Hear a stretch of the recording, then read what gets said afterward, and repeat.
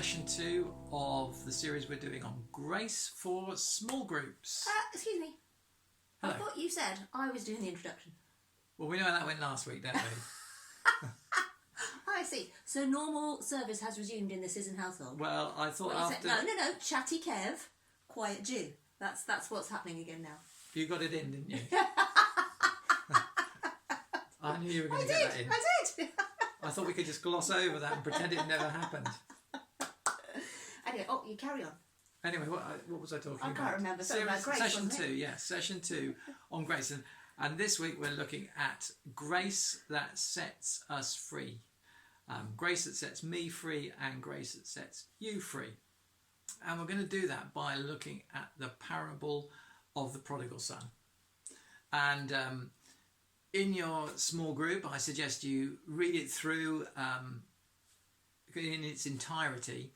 But we know it very well. And we're just going to talk about a couple of things about that parable now to do with grace and to do with grace setting us free. Because, you know, that parable has all sorts of stuff in it, doesn't it? About God's faithfulness, about the Father's faithfulness, about the Father's love for his Son, about the Father's forgiveness for his Son. But I think there's also something in there about grace setting the Son free. Yeah, definitely. So when he comes back to the Father, He's not expecting the welcome he gets, is he? He's certainly not. So, that was, he must have been, it's difficult to imagine what I must have been feeling on that return back to Dad. I've been selfish, I've been inconsiderate, I've been thoughtless, I'm not worthy, all of those things. He had a speech prepared as well. So, yeah. And he didn't even get it out. He got few halfway words, through it. Somebody interrupted him. Yes, I know that feeling. And so grace, the Father's grace from the Father, cut across that.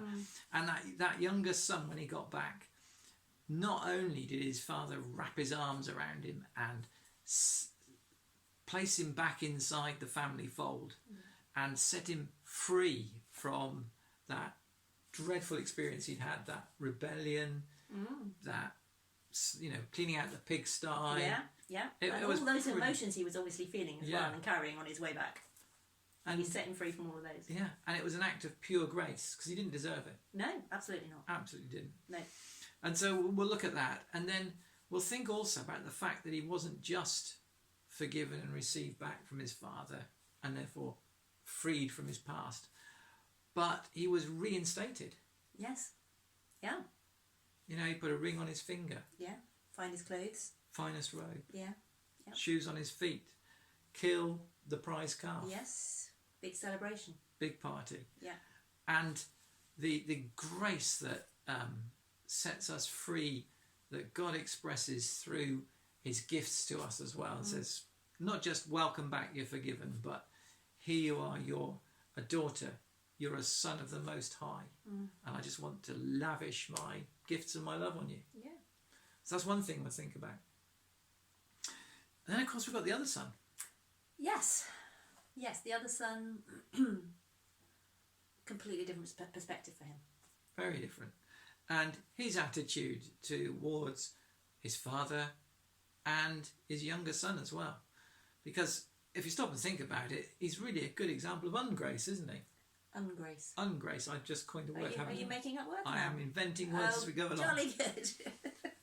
But there was no grace oiling the wheels there. No. And he doesn't look like a very free person either, does he? No. He looks confined by his feelings, it's not fair, it's all sort of, it's all there, isn't it? It's all evident in him. Yeah. And yet, it's interesting, he's still a son. Oh yeah, absolutely. But he seems to almost be in a slave mentality towards his father. I've been doing all these things for all these years. Yeah, all this time. And yet you've never done anything like this for me. Yeah. So we're going to talk about those two things in our small groups. We're going to have follow the discussion notes. And I hope that you will not just understand more about grace that sets us free, but also you will find something practical that you can put into practice and experience over the days and weeks which expresses that freedom that comes through grace. So have a great time. Absolutely. We'll see you next week.